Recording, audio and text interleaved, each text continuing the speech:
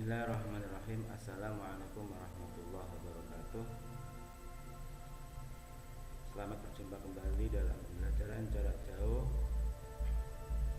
Di minggu yang berhubungan pada kesempatan kali ini kita akan mempelajari tentang sejarah kebudayaan Islam, yaitu tentang hijrah ke Habsyah 2. Sebelum pelajaran kita mulai, baiklah kita membaca basmalah terlebih dahulu. Bismillahirrahmanirrahim. Semoga pada pembelajaran kali ini kita diberikan kemudahan dan ilmu yang bermanfaat.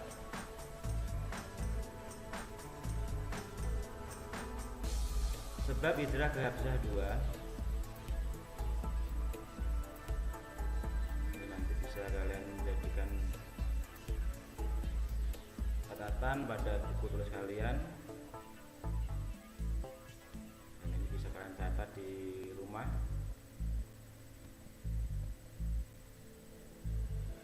Tiga bulan di Habsyah, rombongan kaum muslimin yang hijrah ke Habsyah selama 3 bulan di Habsyah, mereka sudah merasakan ketenangan dan bebas dari gangguan dari orang-orang kafir Quraisy.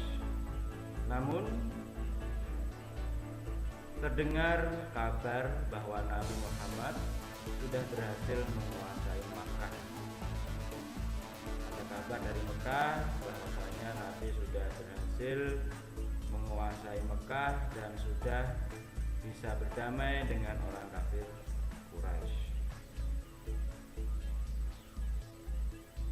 Akhirnya rombongan pertama yang sudah hijrah di Habsyah kemudian kembali ke Mekah untuk kembali ke rumah, hidup bersama Nabi Muhammad SAW.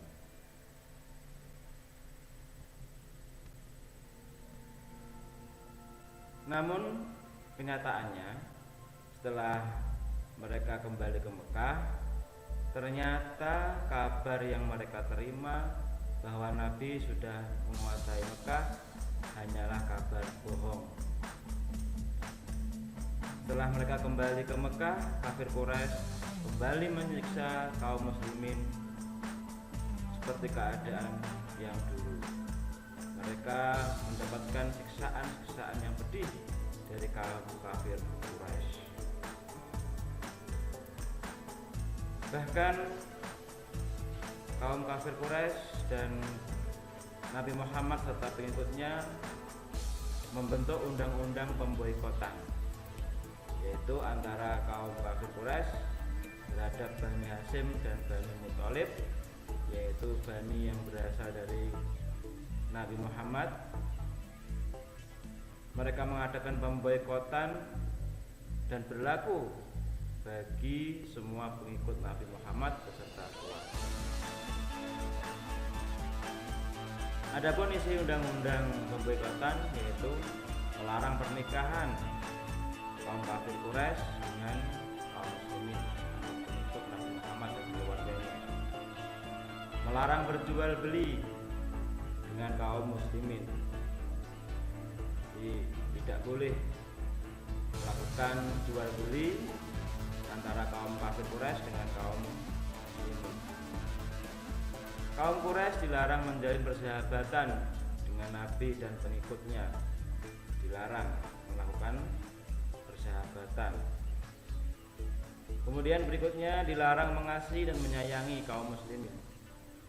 Nabi Muhammad dan pengikutnya itu dengan kaum kafir Quraisy, mereka melarang saling mengasihi dan saling menyayangi.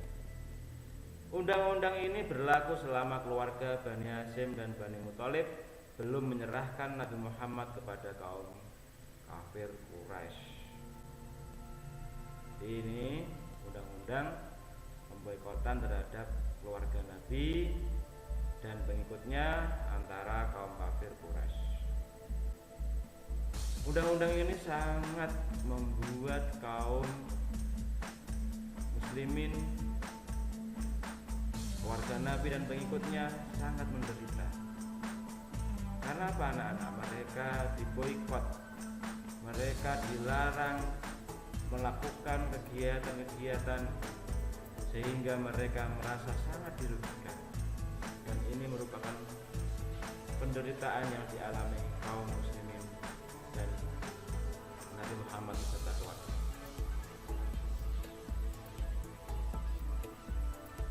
Setelah mengalami pemboikotan tersebut, kemudian Nabi memerintahkan hijrah kedua ke Habsyah.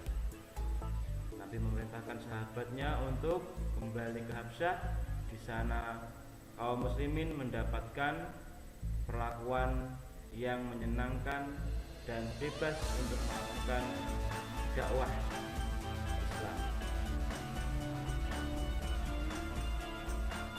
Rombongan yang ikut hijrah ke Habsyah yaitu berjumlah 101, terdiri dari 83 orang laki-laki dan 18 orang perempuan.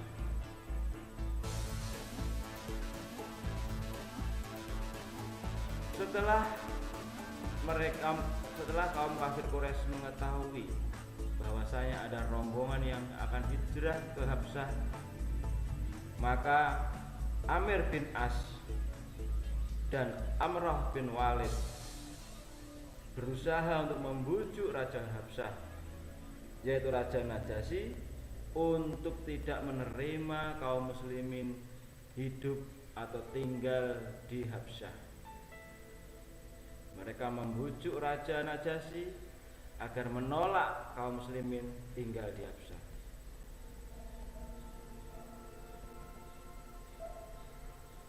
Namun Raja Najasyi sebelum memberikan jawaban meminta pertimbangan dengan Ja'far bin Abu Thalib. Ini adalah kaum muslimin yang menjadi penasehat raja di Habsyah. Setelah mendapatkan pertimbangan dari Ja'far bin Abu Thalib, Raja Najasyi menjawab dengan tegas kepada utusan kaum kafir Quraisy, yaitu dengan jawaban menerima kaum muslimin untuk tinggal di negara Habsyah. Maka dengan keputusan Raja Najasyi tersebut, usaha kaum kafir Quraisy mengalami kegagalan.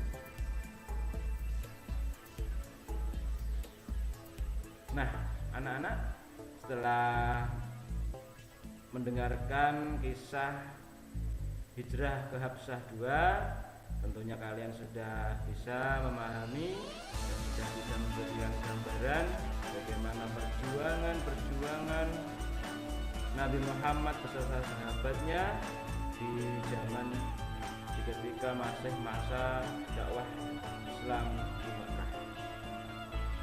Anak-anak, setelah pembelajaran ini diharapkan kalian bisa menjadikan pembelajaran bagi kita semua bahwasanya perjuangan itu tidaklah mudah, dan jangan menyerah, dan selalu berusaha memohon, berdoa kepada Allah Subhanahu wa taala. Baiklah anak-anak, pada pembelajaran kali ini saya akhiri. Assalamualaikum warahmatullahi wabarakatuh.